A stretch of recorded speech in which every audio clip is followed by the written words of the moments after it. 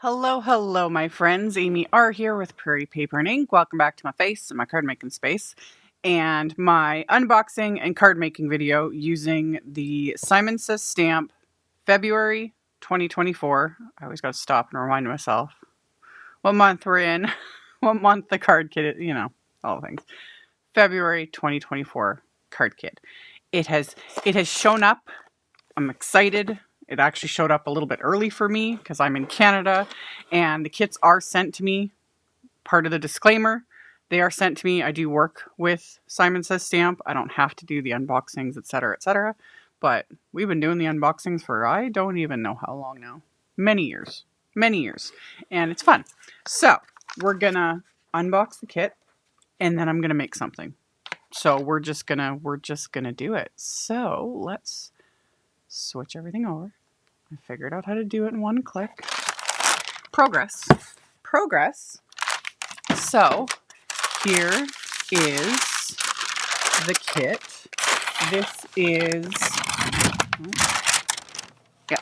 This is the Love Story kit. As always, you get some candy. Can't go wrong with that. Love it.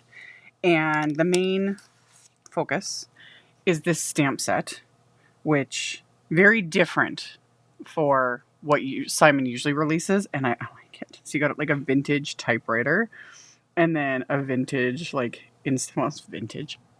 It is vintage, really. Instant camera, and then you have a piece of copy paper, and then a little Polaroid, and then a whole bunch of different sentiments. So you can have them in the paper and then add sentiments. I think it's cute. I do like too that there's a pull and a little arrow stamp too. So depending on how you do this, which I'm pretty sure there is a die set. Yeah, it'll come with a die set. I'm not sure if it will vary with the kit. I know there's also a die set. Like this little die set is for the typewriter and this paper because there's two dies in here. So I'm going to snip those apart, and it's got a little slit there so that the paper, and that's where you could use the little pull, so people know to pull it up. There is, depending on, because like I said, I'm not sure with the kit if it's just this or if it'll be like random, because there is a little die set for this Polaroid and the camera. And honestly though, these are the type of images that are very easy to fuss get, and even to add a little slit. Like I've talked about this, I don't like working with craft knives. I try to avoid them again, but something like that where it's just a little, like you can put a straight edge, cut a little slit. It is very simple, but having the dies, way more convenient. So anyway, there are dies included though. So that's fabulous. I'm still probably going to get the cordon dies, because I'm just like that. You get that. They also have these new, these are the Rainbow Splash. These are the Sparkly Hearts Gem Sticker Assortment. These are pretty. I don't know what it is. I like little embellishments that, like, these are like bumpy and textured. I don't know why. I like them. I think it is just like that texture of them. I'm just like, yes. So they're self-adhesive. Really pretty.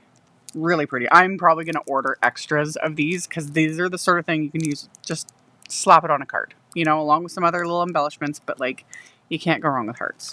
So you get those. There is also a pack of foil transfer cards, and let me move this over. Foil transfer cards and foil transfer sheets. So you've got things. If you've never worked with things like this, they're transparent. Let me pull this cardstock over here so you can see it better. So this is the Acetate Hearts pack. So you get a full pack, and they are transparent. So you got all these fun little patterns, and then you can hot foil them. It needs to be with a Deco foil or a foil that is toner reactive, which this is. So you get 8 sheets of rose gold, so you actually get more than you're going to need. But you would stick these together and run them through either a Mink machine, laminator machine that has a heat setting, or if all you have is like a Glimmer hot foil machine, like the Spellbinders one, if you have one of the big solid foil plates, you can because I've seen other makers do it. I haven't attempted it because I have a Mink. I just use this with my Mink. But you can use it with a hot foil, solid hot foil plate. And this and toner foil, people have figured it out, which I thought was kind of cool. But yeah, options. And if you just refuse and it's like, I'm not doing nothing hot foil, you can still use these just as is. And because they're acetate, really what you could do is just, you know, yeah, the pattern is black, but you could add like alcohol inks to the back of these, or you could layer them over different pattern, like pattern paper, you know, different things, just depending on how you want to create. But, you know, options. And it's always fun trying new things. I like it. So you get a pack of those. That actually just makes me happy because I did get a pack of these with Simon's most recent release. And I always get a little like, oh, I've only got one, you know, and I want to hoard it. I don't want to waste it. So I love when like things are included in the kits and then I've got extras and I'm like, yay, yay. So you get that. You get that. And we'll get to that. We will get to the pattern paper. I'm already like, ooh, yes. You get that. You also get a Cascading Hearts embossing folder. It's just another just pretty, I've said this before, I think hearts are all year round because you can't go wrong with a heart. You know, it's an easy background. It doesn't matter what the theme is. It's a heart, you know? So it's a Cascading Hearts little embossing folder. Love it. So you get that. And then there is pattern paper. Let's look at this pattern paper. This is Simple Stories, Simple Vintage Love pattern paper. And it's just, and of course it goes. Like you've got like the typewriter keys. Oh yeah. Oh, it's so pretty. I love Simple. I love all pattern paper. I hoard pattern paper. I have no problem admitting it. I love it. It's so beautiful. These patterns are gorgeous. The colors, I love. Love. You know, I'm not big on vintage. Like, I love the look of it, but again, if anyone who's followed me for any length of time knows, I don't really create vintage theme things. It's just not what I do, but I love the look of it. And it's so pretty. It's so pretty. So, oh, I love these polka dots. Love them. I love this paper. It's just gorgeous. Just gorgeous. Oh, look at the butterflies. It's so pretty. So yeah, this paper is fabulous. I love it. Little postage stamps. Little stack of books. Just gorgeous. Gorgeous, gorgeous, gorgeous. Love. I love this dark background. Love. And there's that one too. They're just beautiful. Beautiful, beautiful. Yeah. Yeah. So those are the pattern papers. I'm just like, probably need to order another pack of it, you know, like I always am. And then you will get one or the other. There's, I guess, a couple options. It'll be either the Simple Stories, like they'll coordinate. This is the bits and pieces. Because I have the bits and pieces, or it'll be a package of big bits embellishments, but it'll be, you know, coordinating little thing. I love these little ephemera bits. See, like, yeah. Yeah. They're just so pretty. So pretty. There's a whole bunch. There's little sentiments. I love the butterflies. Little faux wax seals. That's fun. That's fun. A little paint palette and a paintbrush. Little hearts. These are really pretty. Yeah. These are really nice. I really like these. Okay, so you get one or the other pack. There's one stuck to the thingy there. Of those. And then cardstock, of course. So cardstock in coordinating colors. So you got Simon's Cotton Candy cardstock. One of my faves. Black. Also, of course, a fave. I always get asked what black cardstock I use. 99% of the time, it's Simon's black cardstock. It's a good weight. I like it. And then Nina Classic Crest Natural White. Ooh. I don't know how it's showing up on camera. I'm going to have to get some of this. This is 110 pound too. This is nice weight. It's like an ivory shade. I like it. I like it. I have to get some. And then of course, some of Simon's. This is champagne matte cardstock. Just goes nicely with all the things. Love it. So that is the kit in a nutshell. Like I always do, I will link in the description box below the video as well as on my blog. On my blog, it's picture links, which are a little easier to navigate, but I'll have links to all the things. So I'll link to the kit, the subscription, everything separately. And then if you keep watching, I'll make something. I'll link to all the things I used to make it in addition to all the things. So all that info will be in the description box below. And then if you keep watching, I will show you guys what I decided to make. So I ended up making 2 cards, and because I couldn't decide whether to use the typewriter or the little instant camera, they're both, I love them. So first thing I did was rubbed my fingers really well over the images. Brand new stamps, high quality photopolymer stamps, usually have a bit of like a residue on them. And the easiest way to get them to take ink the best right off the bat is just rub your fingers on them. You could also use just like a regular eraser, inking them up with Versamark, using them. Stamp them onto scrap paper, wipe them off. That works too. Whatever works for you. So I did all of that. And then I got those 2 stamps and just some of Simon's smooth white cardstock. And I'm inking these up with Salvaged Patina Distress Oxide ink. I was like, if I could have a little typewriter, this is the color I would want. Same with a little instant, vintage camera. If I could get it in that color, perfection, So I used my anti-static powder tool first because I was going to heat emboss these just for funsies. Ended up messing up the typewriter image because I didn't stamp it properly, and I didn't have it right in the corner where it was supposed to be. But paper's got 2 sides. I end up using, like cutting that piece off, flipping it over, I stamp the other stuff on it, and I'll just restamp it onto a different piece of cardstock. And for my embossing powder, I'm using the Salvaged Patina Distress Glaze. So if you've never used the Distress Glaze powders, they are tinted the color of the coordinating distress color, but they are also translucent. So you can do all sorts of techniques with them. Tim Holtz has videos on his channel. There's a million ways to use them. I need to start like really playing with mine more. I've just been collecting all the colors. They're fun. You could also just use clear embossing powder. But again, the embossing glazes, they're fun. There's a lot you can do with them. So I coated it with the embossing glaze, tapped off the excess, melted it with my heat tool, and then stamped the typewriter properly. Did the same thing. I had used the anti-static powder tool, stamped it with the Salvaged Patina Distress Oxide ink because the oxide inks take longer to dry, so they're very easy to heat emboss with. Covered it with the coordinating embossing glaze powder, melted it with my heat tool. And yeah, the fussy cutting, super simple. I fussy cut the little instant camera because I don't have the coordinating wafer die for it yet. And I just used my little fussy cut scissors and gave it a little border just like it will get with the typewriter with the actual wafer die.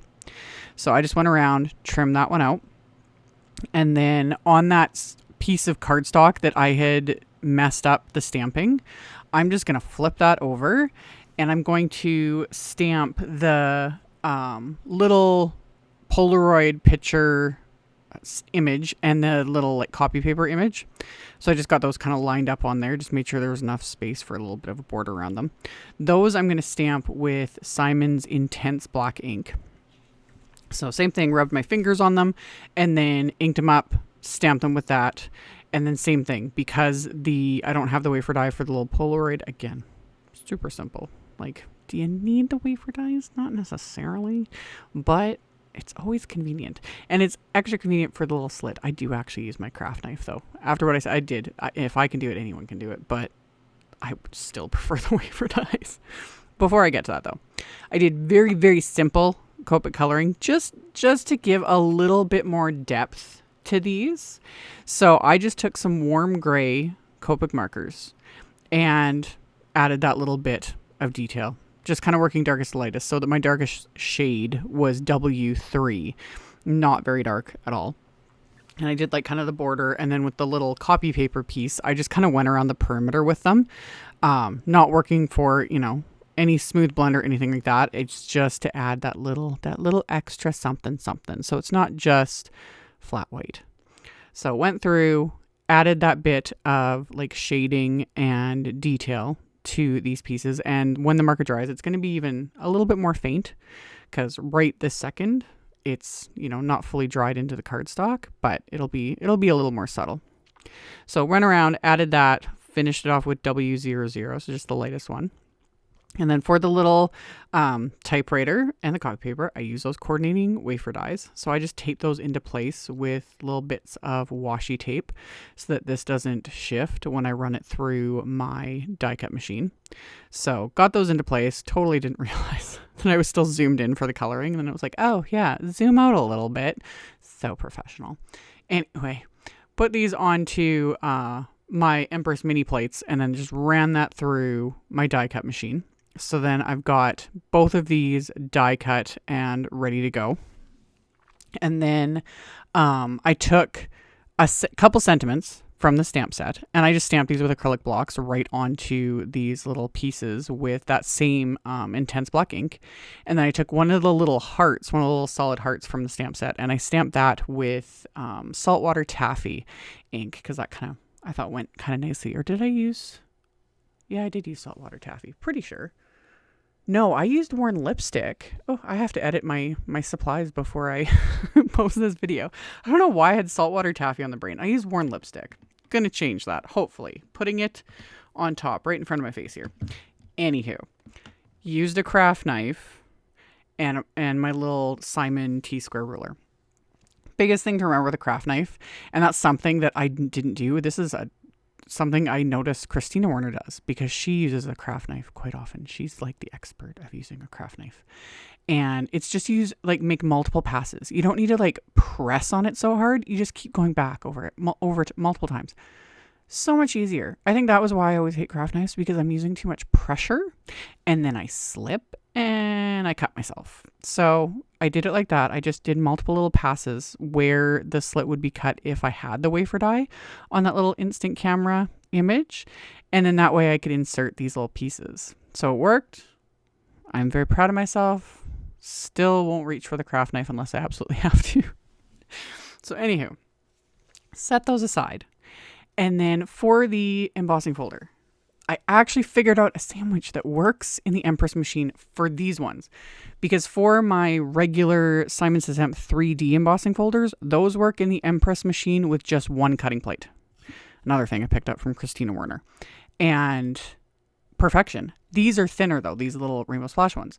So it took me some fiddling, but I figured it out. And I'm like so proud of myself, because this is just not my forte. I don't like figuring things out. Anyway, I did it this way, and then I'm actually gonna, and I'll put it on screen, what works even better. But it's one cutting plate, metal shim, the magnetic shim, and what I'm going to change is I'm going to add one more piece of cardstock, because this worked with the cutting plate, the metal shim, the magnetic shim, and then the folder with the cardstock. But to get a better impression, I just added one piece of cardstock, which was just the other half of the cotton candy cardstock I used to emboss with. Stuck that in between the cutting plate and the metal shim. Perfection. Worked like a dream. And I did mist the cardstock very lightly with water. That just helps soften the paper fibers so that you get a better embossed impression. So I embossed those pieces of the cotton candy cardstock with that Cascading Hearts embossing folder. Love it. It's subtle and cute, and yeah. And I figured out something new for me. So after I had done that, I trimmed down the embossed piece to 4 inches by 5 1/4.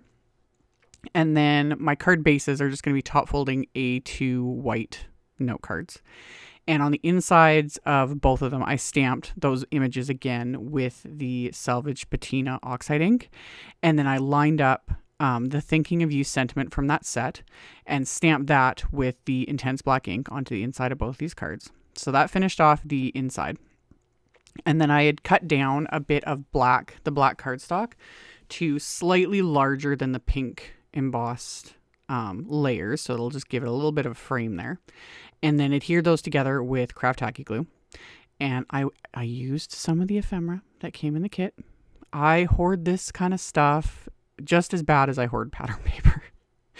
Like I'll sit forever. Honestly, this video actually took me, for such simple cards, this video took me a really long time because I sat and just kept playing with the ephemera and moving it around and making little piles of it because I don't know what it is. I love this stuff. Absolutely love it. But I used some of it. So again, yay me. So I kind of figured out which ones I wanted to use. Some I glued down directly to the embossed background with just craft tacky glue. The little main image I popped up with just Big Mama foam tape. You could totally make these into sliders so that they actually, you know, the little Polaroid or the copy paper move, you know, up and down. I wasn't in the mood, honestly. Like, it's been all I can do to be working in my office, aka garage. You know, we hit negative 55 with the wind chill, 55 Celsius. And before anyone starts arguing with me, that's like negative 64 Fahrenheit something. It doesn't matter. It's been stupid cold.